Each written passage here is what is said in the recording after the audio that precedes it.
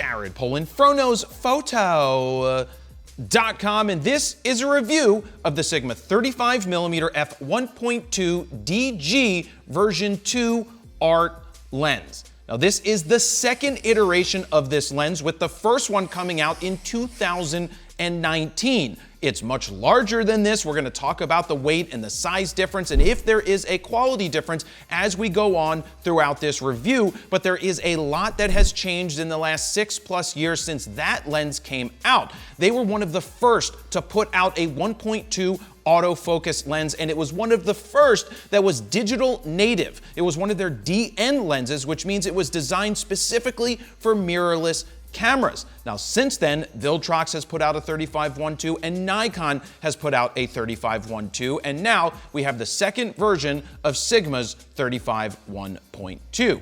Now, this is available for the Sony E Mount, which is what I tested it on, as well as the, let me put it down just in case anything explodes, the E Mount Alliance.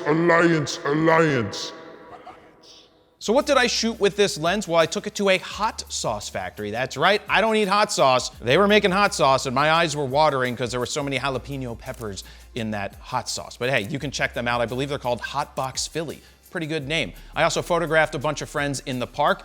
They were in town from New York City and they kind of looked like a band, so that was cool, as well as a kid in the park. And I took it out to the baseball game, but I didn't use it for the actual game. I used it for the pre-game stuff, which gives me a lot of that photojournalistic style type of imagery. That's what I love using this type of lens for. But let's take a look at the outside of the lens, take a look at the weight, and talk about all of that. This lens is much smaller than the original. And by much smaller, let me break out the, oh my God, this thing is a beast. Look at the difference between the sizes of these two lenses. The original one was massive, and I loved this lens. I got some fantastic results with this lens, whether it was photographing little Dan or taking it on the road with Bernie. I got some great images with this 35-1.2, but the size was an issue. Just look at how big this damn thing is. The new one weighs in at 1.64 pounds or 745 grams, whereas the original weighs in at 2.4 pounds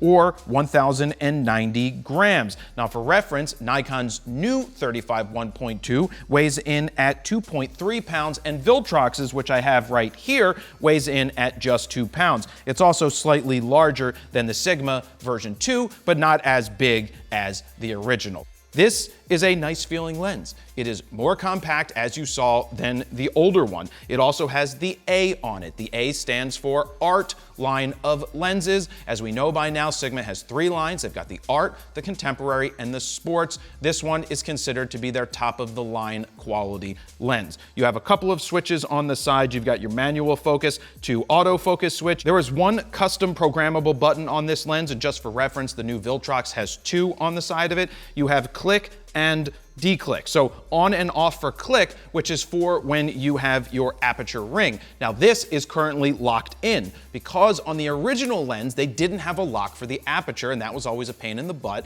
And that's one of the suggestions I gave them was, if you're gonna do the aperture ring, which I feel is useless, just please allow us to lock it. So now you can have your smooth, your click, or you could just go ahead and lock it into place and you don't have to worry about it. You've got your pedal style lens hood here, but different now is you have a 72mm filter thread, whereas the original one was 82mm. They shrunk this thing all the way around. So that is pretty much the outside of the lens. They've done a very nice job of making this lens more compact and still keeping it super duper high quality. Now, speaking of high quality, let's jump into some of these pictures, starting with the hot sauce factory. Now, this is an indoor location. Now, when you have a 1.2, you can obviously suck up a lot more light that you can do than you could do with a 2.8 or an f4.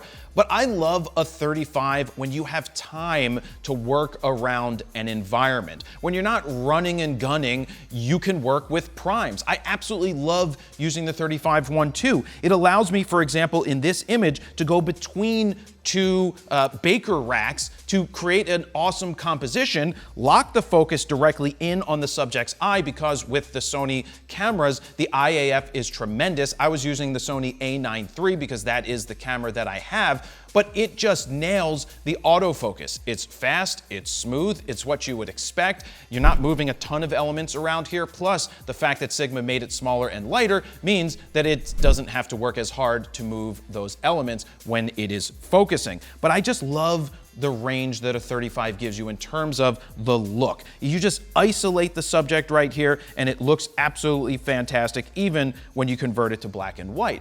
But where you get a difference here is when you move to this filling station and they're loading these bottles up, is when you have your 1.2 and you get down low and you shoot at 1.2, and we are isolating and separating the subject from the background in this case. We've got the filling of the bottles, they're nice and sharp, and you can still see your subject here, your background, the person filling the bottles, but they are not a distraction because they are slightly out of focus. That's what you get with a 1.2. It helps you isolate your focus point more so than if you're shooting at 1.4 or 2 or f2.8 or beyond.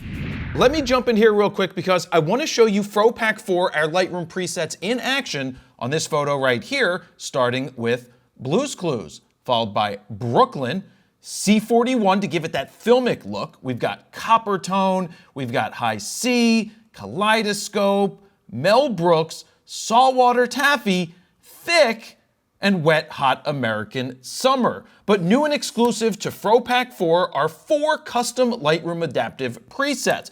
We've got Face Enhance, Full Body Skin Enhance, Eye Only Enhance, and Background Blur. But check this out. My all-time favorite from PhoPack 1 is Skittles. With one click, we go boom. Our presets also work on mobile extremely well. So look, if you want to speed up your raw workflow, give yourself a great starting point, or you want to edit on the go, whether they're JPEGs or RAWs on your phone, we've got you covered, and that's why we created 14 all-new custom Lightroom presets that you can check out right now at froknowsphoto.com/PhoPack4. While you're over there, you can play with the sliders to see the befores and the afters, and if you decide to pick them up right now, they are currently on sale. Or you can grab the Grand Slam bundle that includes PhoPack 1, 2, 3, and 4 and save even more. And don't forget, these work great on mobile. Now, back to the video. So how close can you get to your subject? Well, your minimum close focus distance is 11.1 inches. I tried to get as close as I could. I saw where the focus would let me go, and then I would take the picture. But yeah, 11.1 inches is not the closest, but you can still fill the frame nicely and get nice results. But what's the difference between 1.2, 1.4, 2, and beyond? Well, you can see the differences here. If you don't really see the difference unless you put them side by side. The difference between 1.2 and 1.4 is nominal, but the difference between 1.2 and 2.8 is even larger. And that's why you have to decide for yourself when you're deciding, do you want a 1.2 or do you want to spend more money and get something like a 28-70 f2? Is there much of a difference? And the answer is there is a difference. 1.2 gives you this look. It's such a three-dimensional isolation look that just pops off of the screen. But a lot of that does come with a price, and we'll talk about that when we get into the pricing of these lenses when you're deciding which one is right for you. But let's go out to the park where I had a couple of friends come in from New York City and they were just waiting for me, and I'm like, wait, you guys kind of look like you're in a band. So let's see what we get right here. This is at 1.2. I'm at 1/3200th of a second, ISO 250, which is the base ISO on the A9 III. And you can see right here how nice the isolation looks. And you have the 3 guys in the background that are completely obliterated. That's what you're getting with 1.2 when you get closer to your subjects. That looks fantastic. And then just squared off right here. The edges don't bow too much. Continuing on in the park, we have one of my favorite subjects to photograph these days, Asher. He's getting older. He's looking great in these images. You have lens correction that is built into these lenses at this point. So when you take it into the computer, you're gonna see that it might brighten up the edges. I personally like to go in there and drag down that vignette to give me a little bit of darkness around the edges because I feel that that brings you into your subject more. This is a type of lens that you take to the park and you isolate your subject, but you still are able to shoot wide enough with a 35 to get the background elements still in there. So you know where you are. But as we get down low onto the ground, just look as I isolate Asher right here. Nice sharp eyes, the colors and tones look fantastic, but the background is buttery smooth and it dissipates, but we still know we're in the park. This is what we get at 1.2. That background becomes less of a distraction and it isolates your subject tremendously well. Now moving out to the ballpark, you normally see me take a lot of pictures of the game. A 35 is not the ideal range to shoot a game, but prior to the game starting, there are so many opportunities for images. Like this guy getting ready to throw out the first pitch. He's holding out the ball, I'm isolated on his face, and you can see how much the background is not a distraction. That looks amazing. Or when we go into the photo well and I get down low and we have one of the Getty photographers here pre-game just getting ready, just look at what you get. This is what I'm talking about when you fill the frame and the composition looks great,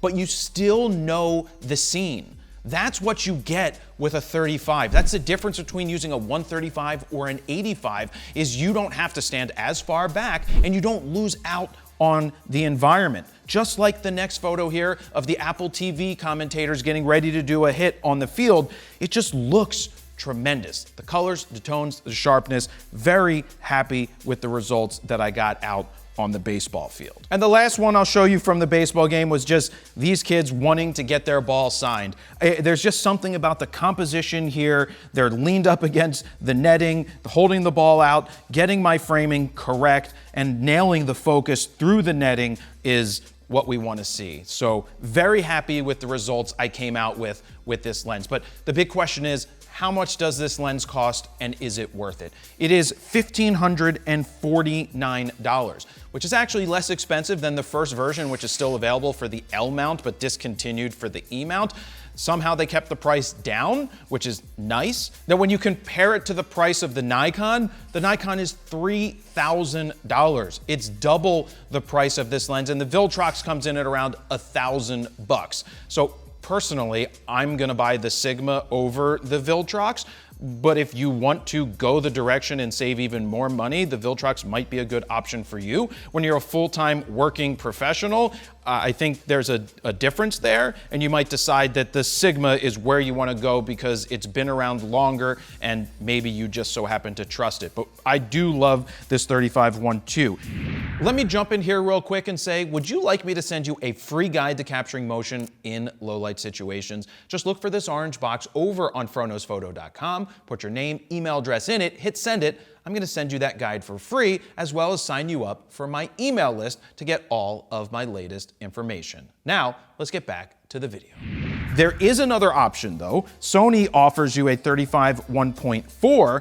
This Sony is a G Master that comes in at $1,598. So that's a little more expensive than the 35-1.2, or you could always look at the Sigma 35-1.4, which comes in at $989. So there are a lot of options, but let's do two of the most important tests. We've got the sniff test and the wind tunnel test. Let's go ahead and give it a sniffy sniff. You know what? It smells like the splinters that you would get as a little kid at the park with those wood chips. Yeah, wood chip splinters. I got those in my elbows and hands, and that wasn't very good when I was younger. Okay, let's blow on this thing. Complete and utter failure. It did not pass the wind tunnel test, but that doesn't mean it's not a quality lens. There is one more lens that you might want to consider if you're an E Mount shooter, and that is the Sony 28-70 f2. Now that is a $3,300 lens. It is more than double the price. If I needed a lens for running and gunning, I am going to take the Sony 28-70 f2. But if I had the time to work in an environment, I might add this Sigma if I was a Sony shooter to my bag, because Sony doesn't offer a 35-1.2, and I absolutely love a 35-1.2, and you can see that in my images. And the final thing is, who is it for? It's a photojournalistic style lens. If you're shooting weddings, if you're out on the street and you just want one lens to go out there and create, the 35 gives you such a classic look. It's not for everybody, but the people that do get this are going to get fantastic results. So this is a very nice upgrade from the original. And I really think that if you have the original and you love 35-1.2 and you're seeing the limitations of that one, you want something lighter and that's better, then you go and you upgrade to this bad boy right here. So that's all I have to say, guys. Thank you very much for watching. Jared, PolinFroKnowsPhoto.com. See ya.